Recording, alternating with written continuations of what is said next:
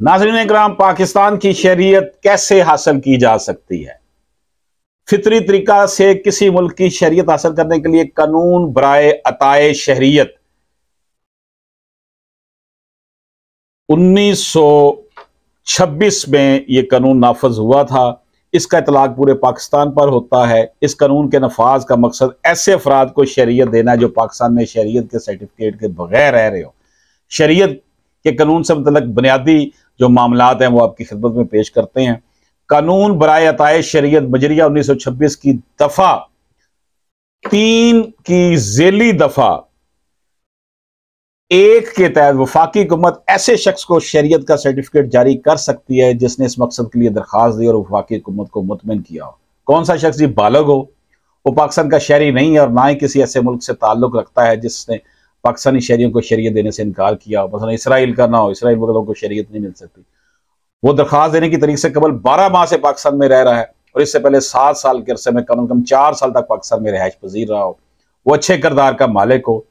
वो वफाकी हुकूमत की तरफ से सरकारी जरीदे में ऐलान के जरिए मखसूस की गई बड़ी मकामी ज़बान का इल्म रखता हो। वो दरखास्त मंजूर होने के सूबत में पाकिस्तान में रिहाइश या सरकारी मुलाजमत अख्तियार या जारी रखना चाहता हो।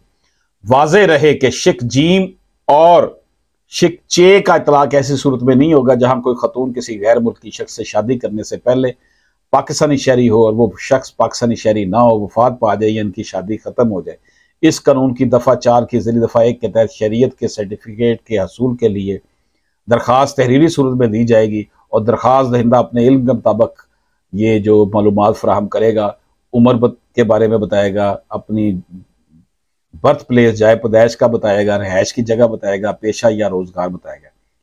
इन तमाम अहम नकात का जिक्र करना जिनकी तफसील दफा 3 की ज़ेली दफा 1 की अलफ और हे में बयान की गई। यानी आया दरखास्त जिंदा पहले ही इस मकसद के लिए मज़कूरा कानून के तहत दरखास्त दे चुका है, आया इसकी दरखास्त रद्द हो गई थी, आया इसका कोई शरीयत का सर्टिफिकेट इसे दिया गया था, यानी आया ऐसा दिया गया शरीयत का सर्टिफिकेट मनसूख कर दिया गया, या इसे पाकिस्तान की शरीयत के एक्ट 1951 के तहत शरीयत से महरूम किया गया।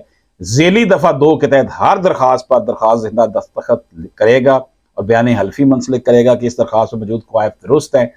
इसी तरह ज़ेली दफ़ा 3 के तहत अगर वफाकी हुकूमत दरखास्त के जो उसमें बयान की गई चीज़ें हैं उसकी सच्चाई के बारे में इत्मीनान हासिल करने की गर्ज से मज़ीद इंक्वायरी भी करवा सकती है। अगर ज़रूरी समझे तो बयान हल्फी शहादत भी तलब कर सकती है।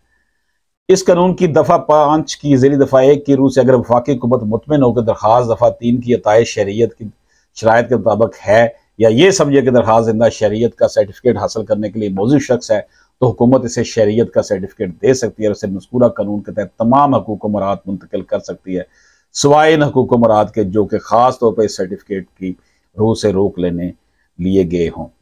ज़ेली दफ़ा 2 के तहत शरीयत के ऐसे सर्टिफिकेट में अगर दरखास्त जिंदा ने ऐसी दरखास्त की हो जिसमें इसके ऐसे नाबालग बच्चे का नाम शामिल होगा जो कि पैदाइशी तौर पर पाकिस्तानी शहरी ना हो और सर्टिफिकेट हासिल करने की तारीख से पहले पैदा हुआ हो, वो वक्ती तौर पर पाकिस्तान में रिहाइश पजीर हो और दरखास्त दहिंदा के ज़ेर साया हो, ऐसे बच्चे को मज़कूरा कानून के तहत तमाम हकूक़ मराहत दी जाएंगी, सिवाय इनके जो कि ख़ास तौर पर इसे सर्टिफिकेट के तहत रोक लिए गए।